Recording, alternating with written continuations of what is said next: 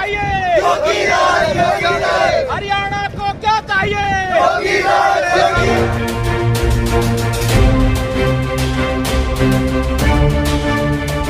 हरियाणा के नूह में हुई हिंसा के विरोध में आज अटेली में विभिन्न संगठनों ने विरोध प्रदर्शन किया।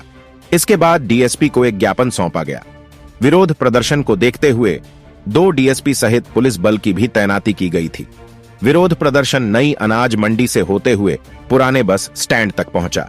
संगठनों ने मांग की, अगर जल्द से आरोपियों के खिलाफ कार्रवाई नहीं हुई तो हमें मजबूर होकर कोई बड़ा कदम उठाना पड़ेगा।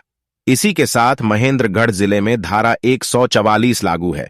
पुलिस के द्वारा फ्लैग मार्च निकाला जा रहा है। वहीं पुलिस अधीक्षक द्वारा शांति व्यवस्था कायम रखने की अपील की जा रही है।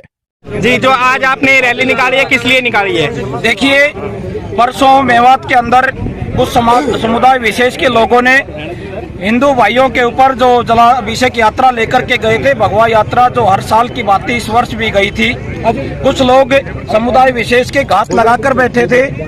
उन्होंने निशाना बना करके चुन चुन करके जो हिंदू भाई थे उनके ऊपर गोलियां चलाई, उनके ऊपर तलवारों से, लाठियों से, पत्थरों से हमले किए गए। और इसके लिए केवल मामन खान दोषी है, क्योंकि वो चैलेंज कर चुका है पहले ही हरियाणा विधानसभा में कि कोई भी हिंदू मेवात में आकर के दिखाए, कोई भी गोरक्षक, क्योंकि ये आजाद हिंदुस्तान है और आजाद हिंदुस्तान में कोई कहीं पर भी घूमने की उसको आजादी है। तो ये सारा का सारा जो ये तांडव किया, ये जो निर्मम जो हत्या है वही लोगों की, निहत्थे लोगों की, उसके लिए केवल ये मामन खान दोषी है।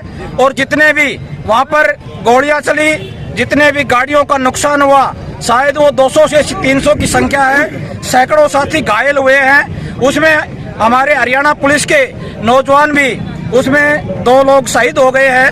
तो इन सब बातों को देखते हुए ये सब भरपाई उसके उन जिहादियों से करवाई जाए, समुदाय विशेष के लोगों से करवाई जाए और उस मामन खान से करवाई जाए, क्योंकि उनका ये सब षड्यंत्र था, उनकी ये प्लानिंग थी और ये प्लानिंग बहुत पहले से थी।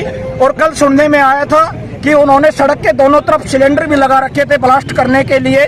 तो इस तरह का अपराध जो व्यक्ति करता है तो उसकी हम कड़े शब्दों में निंदा करते हैं। और अटेली क्षेत्र के अंदर गोरक्षा दल, बजरंग दल और हिंदू संगठनों ने, समस्त हिंदू संगठनों ने शांति प्रिय मार्च निकाला है और ये मार्च हमारा आगे भी जारी रहेगा यदि हमारी बात की सुनवाई नहीं होती है, क्योंकि ये समुदाय विशेष के लोग आगे आने वाले समय में ऐसे ही हमारे लोगों को निशाना बनाते रहेंगे।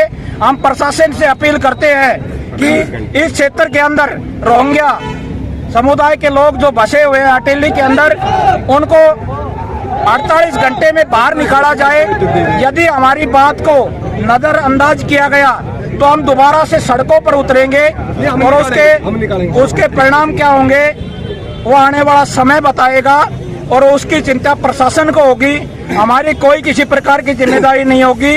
हमारी एक ही मांग है कि अटेली के अंदर जितने भी रोहिंग्या समुदाय के लोग यहाँ पर रह रहे हैं, प्रशासन के माध्यम से आदरणीय श्री गृह मंत्री जी को हम ज्ञापन देंगे। तो हमारी एक ही मांग है कि इन जाति विशेष के लोगों को, समुदाय विशेष के लोगों को अटेली क्षेत्र से निकाला जाए।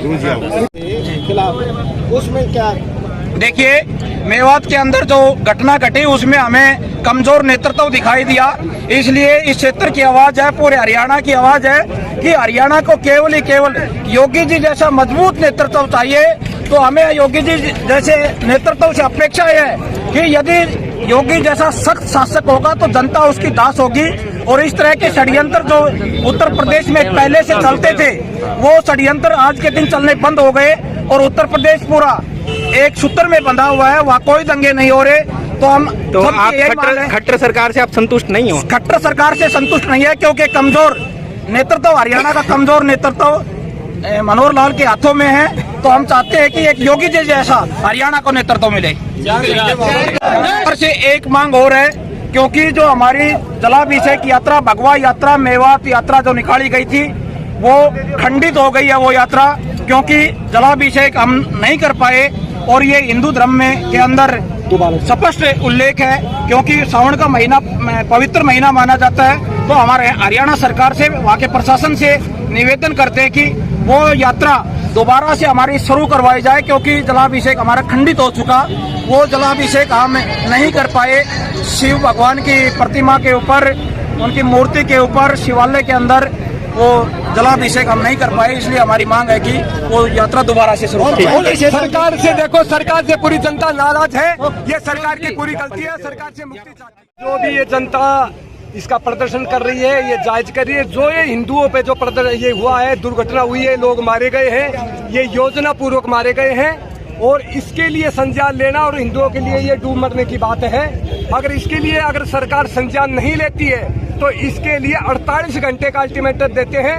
48 घंटे में अगर रोहिंग्याओं को बाहर नहीं करते, मैं इनकी तरफ बोल रहा हूँ, बच्चों की तरफ से बोल रहा हूँ, नौजवानों की तरफ से बोल रहा हूँ, अगर इनको बाहर नहीं करेगा तो ये स्वयं करेंगे और इसमें जिम्मेदारी प्रशासन की होगी। जिम्मेदार प्रशासन होगा। हम पहले प्रशासन को ये बात कह रहे हैं, अगर प्रशासन इसको बाहर नहीं करेगा तो ये बच्चे बाहर करेंगे। इसकी जिम्मेवारी प्रशासन की है, दोषी प्रशासन रहेगा। हमने पहले इसकी जिम्मेवारी बता दी और पहले अल्टीमेटम दे दिया। और आगे बात है कि ये जो प्रशासन है और अब जो ये षड्यंत्र पूर्वक ये घटनाएं हुई है, ये लोग मारे गए हैं, ये योजना पूर्वक मारे गए हैं, कोई दुर्घटना नहीं है, ये योजना पूर्वक मारे गए। इसमें खट्टर सरकार नाकाम है। हम खट्टर सरकार से मुक्ति चाहते हैं। खट्टर सरकार से अरे सुनो भाई, खट्टर सरकार से मुक्ति चाहते हैं। हम योगी जैसा शासन चाहते हैं, योगी जैसा कोई आवे। जनता नाराज है। ये सरकार की पूरी गलती है। सरकार से मुक्ति चाहते हैं। ये जो प्रशासन मुस्तैद है, इस पे क्या कुछ कहो?